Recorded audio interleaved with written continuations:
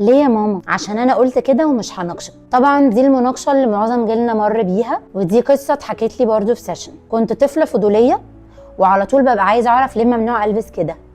دي كلاينت بتحكي ليه لازم اذاكر الماده دي، ليه ما ينفعش اروح مع اصحابي. بس الاجابه كانت دايما بتكون عشان انا قلت كده، اللي اقوله يتعمل، انا مش هفسر لك انا بقول كده ليه. فتعلمت ابقى مطيعه واتعلمت ما اسالش، اتعلمت ان رايي مش مهم والتفكير مش مطلوب مني. ودلوقتي انا ام محترقه مش عارفه تاخد قرار واحد لنفسها. عايزه اغير شغلي لازم استشير كل الناس، عايزه مثلا اسجل ابني في نشاط خايفه يبقى قرار غلط، عايزه البس حاجه معينه قلقانه من راي الناس. البيرن اوت ده مش تعب جسدي بس، ده تعب نفسي كمان، من انك مش واثقه في نفسك، مش عارفه تسمعي صوتك الداخلي. بيبدا طبعا من الطفوله لما محدش يعلمك تفكري بنفسك، تثقي في حكمك وتاخدي قراراتك. ولما بتبقي مش واثقه في نفسها بتدوري على موافقه الناس على كل حاجه، بتشيلي هم راي كل الناس، بتخافي من اي قرار تاخديه، وفي النهايه بتحترقي من كتر الشك في نفسك. دلوقتي جه الوقت انك تكسري الدايره دي، تبني ثقتك في نفسك، تتعلمي تسمعي لصوتك الداخلي، وتعلمي ولادك التفكير والاستقلاليه. في الكوميونتي بتاعتنا